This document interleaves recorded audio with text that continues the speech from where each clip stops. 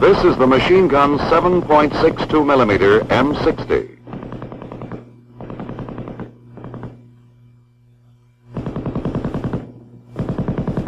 It is an automatic weapon. It is gas-operated, air-cooled, belt-fed, and weighs 23 pounds with its organic bipod. This gun has a maximum effective range of 1,100 meters and a muzzle velocity of 2,750 feet per second. It is fed from a disintegrating belt. The M60's cyclic rate of fire is approximately 550 rounds per minute. Its sustained rate of fire is 100 rounds per minute, and at the rapid rate, 200 rounds per minute. The caliber of the gun and the 7.62 millimeter ammunition conform in all respects to standards adopted by the North Atlantic Treaty Organization. The gun fires 3 types of ammunition: ball, tracer, and armor-piercing. It is linked for field use in a ratio of 4 ball, 1 tracer. The gun is normally fired from a bipod, as here, or a tripod mount. But it can be fired from the hip, on the move, and in close quarters. The bipod provided for the machine gun M60 is held in place by the flash suppressor. The bipod legs are unfolded by pulling them rearward and lowering them. They automatically lock.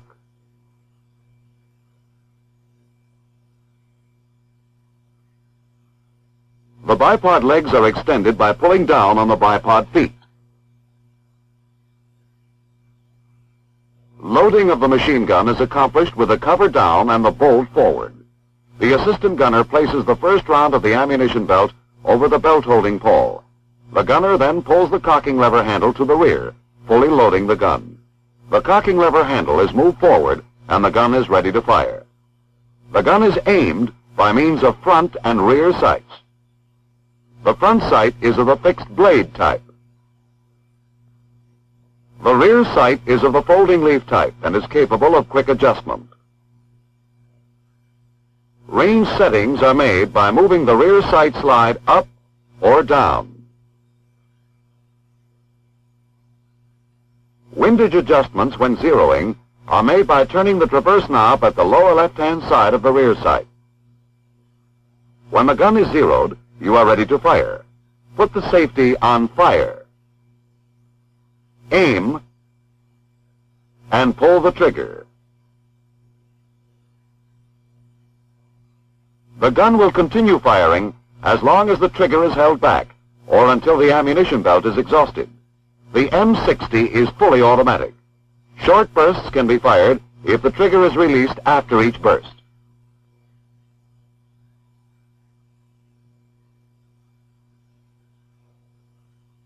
When the trigger is released, if the ammunition belt is not exhausted, the bolt will remain to the rear.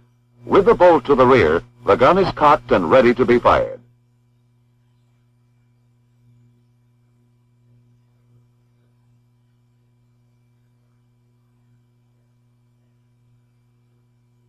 To unload the gunner opens the feed cover and the assistant gunner removes the belt from the feedway. Close the feed cover and let the bolt move forward by pulling the trigger. If all of the ammunition has been fired, the bolt will be forward. The chamber will be empty.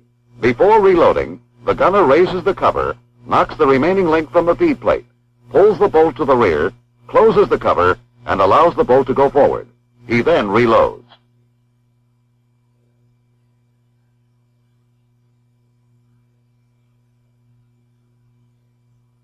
The tripod mount for the M60 allows controlled traverse and search by using the traversing and elevating hand wheels.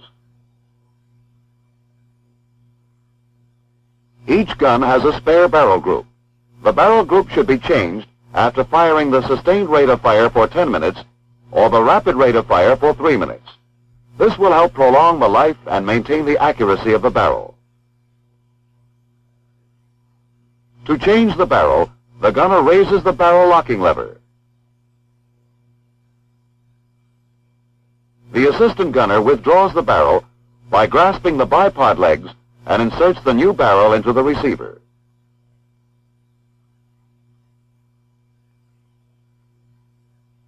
Now the gunner lowers the barrel locking lever.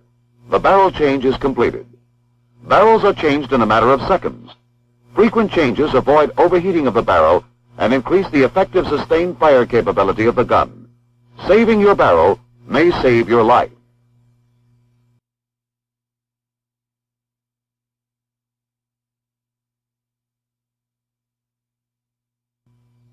The machine gun breaks down into 6 groups for general disassembly in the field. Number 1, the buttstock group. Number 2, the buffer group, consisting of the buffer and the buffer locking plate.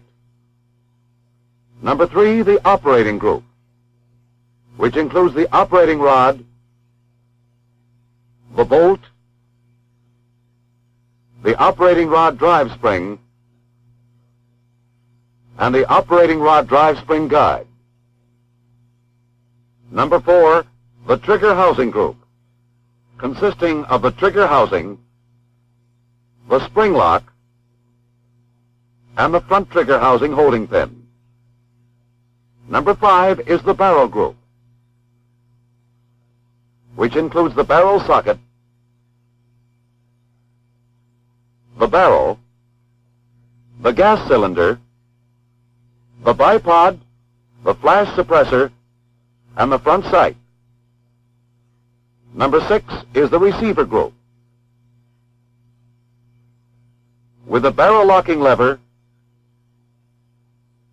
the rear sight, the feed cover, and the feed plate. In general, many parts of the groups have been designed to be replaced as complete assemblies. This should make repairs of individual parts by using units almost unnecessary. We shall now see how the M60 functions. Each time a cartridge is fired, the parts of the machine gun move in a given sequence and perform definite jobs.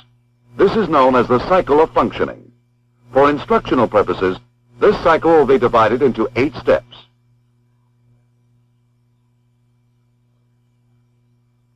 The first step is feeding, which is positioning the cartridge ready for chambering. The second step is chambering, the function of seating the round in the chamber. The third step is locking the bolt inside the barrel, thus holding the cartridge seated in the chamber so that gas pressure will be maintained in the barrel to propel the bullet. The fourth step is firing, ignition of the primer of the cartridge in the chamber. Step 5 is unlocking the bolt from the barrel. Step 6 is extraction of the empty cartridge case from the chamber. In Step 7, the empty cartridge case is ejected from the gun.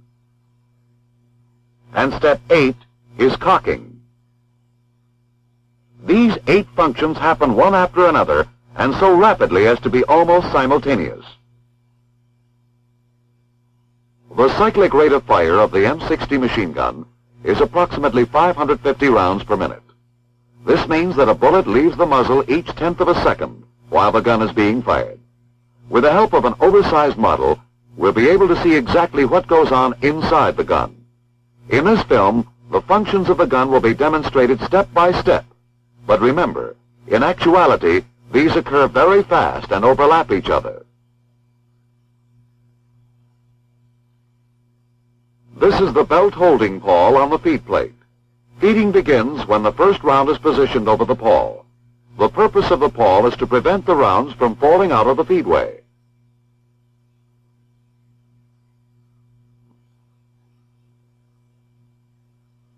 Before you see the movements of the parts in feeding, note the location of the actuating cam roller on top of the bolt. As the bolt moves, the roller moves. As the bolt is moved rearward, the actuating cam roller moving in the feed cam forces the feed cam to move to the left, and the feed cam lever and belt feed pawls to move to the right. As the feed cam lever and the feed pawls move to the right, they pull the first round with them, and position it in the feed plate groove. The first round is now in front of the bolt and directly behind the chambering ramp.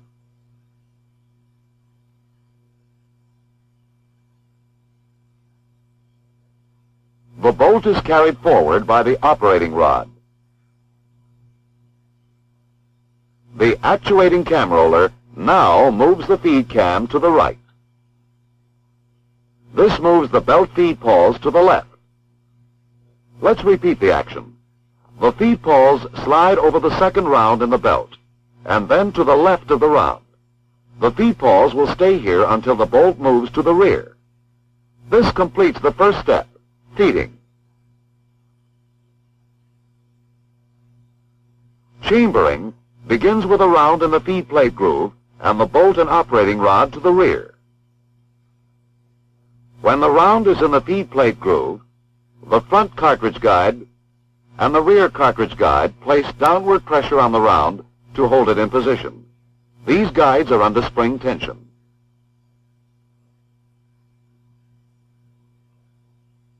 The rear end of the front cartridge guide will block the forward movement of the belt link. To chamber a round, the trigger must be pulled. First, though, let's see how the trigger and sear operate. When the safety is placed in the safe position and the trigger pulled, it will prevent the rear of the sear from pivoting downward.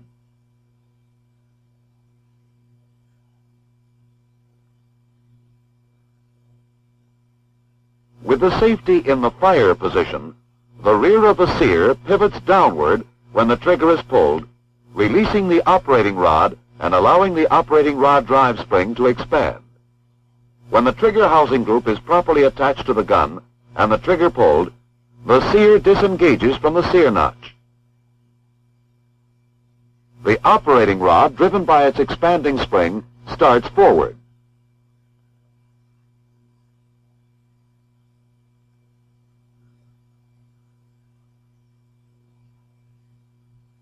The bolt travels forward also, and we shall now see how the cartridge is stripped from the belt. In the M60, the round is stripped from the belt link in a single forward action by the upper locking lug striking the rim of the cartridge, moving it forward. The link is firmly held by the front and rear cartridge guides and cannot move forward with the cartridge.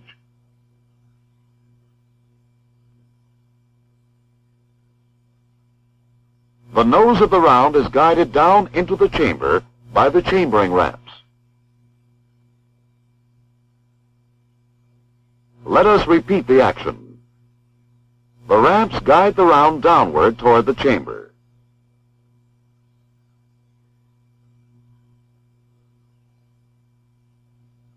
The bolt locking lugs now contact the curved surfaces of the barrel socket. The bolt starts to rotate clockwise. The extractor engages the rim of the cartridge. Chambering is completed. Locking began with chambering. As the parts move forward, the operating rod yoke engaged in the bolt camming slot aids in rotating the bolt in a clockwise direction. The locking lugs engage the locking recesses of the barrel socket. Locking is completed. The next step is firing.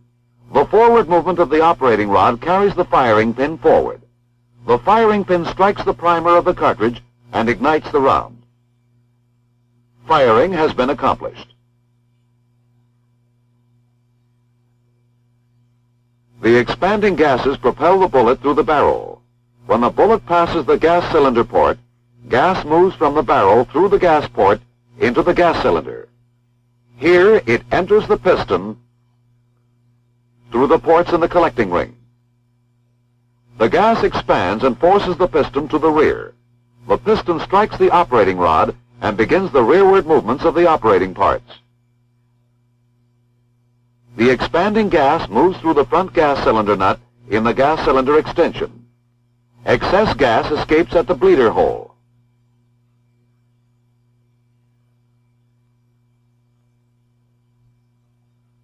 The remaining gas escapes at the gas escape ports at the rear of the cylinder.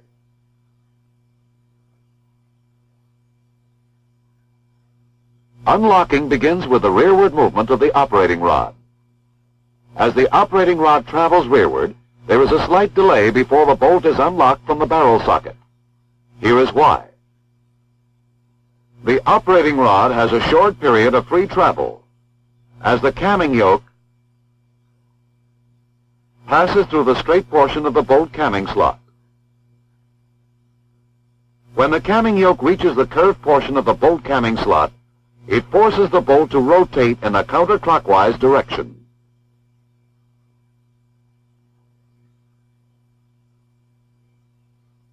The bolt locking lugs and the locking recesses of the barrel socket are at such an angle that counterclockwise rotation of the bolt during unlocking permits a slight rearward movement. The now tightly seated cartridge case is loosened in the chamber. This prevents the extractor from tearing through or slipping over the head of the cartridge case. The operating rod overcomes the resistance of the bolt. Unlocking is completed. Extracting and ejecting now begin. The empty cartridge case, gripped by the extractor, is drawn from the chamber. In this view, you see the ejector on the other side of the bolt. It was compressed during chambering and exerts forward pressure on the rim of the cartridge. When the empty case reaches the ejection port in the right side of the receiver, the ejector spins the case from the gun. Ejection is completed. The next round pushes out the link. The firing pin spring is compressed and cocking is accomplished. The operating rod drive spring is compressed. The operating rod drive spring guide is in contact with the buffer plunger. The moving operating rod compresses the spring against the head of the operating rod drive spring guide. The buffer plunger forces the buffer pads rearward against the buffer return springs. The buffer pads expand against the buffer tube body. The pads and springs absorb the rearward energy, and the cycle has been completed. However, the energy stored in the compressed operating rod drive spring is prepared to carry the operating rod forward and start the entire cycle all over again. The M60 will fire automatically as long as the trigger is held to the rear. When the trigger is released, the rear end of the sear pivots upward and engages the sear notch in the operating rod, and fire ceases. The gun has been automatically cocked. The bolt has remained to the rear and is ready to begin the forward movement of the cycle. A round is ready to be chambered. The machine gun 7.62 millimeter M60 is easy to load. It is easy to unload.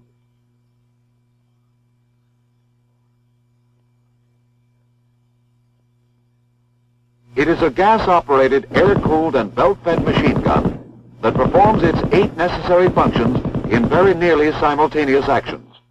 Ammunition for the weapon is available in several categories: ball, tracer, armor-piercing, and for field use, linked 4-ball-to-1 tracer. The M60 is a versatile machine gun. It can be fired from a lightweight tripod mount. Barrels are changed in a matter of seconds. It can also be fired from its organic bipod. Its cyclic rate of fire of approximately 550 rounds per minute, combined with its versatility, provides a potent automatic weapon capable of delivering a close, continuous volume of fire.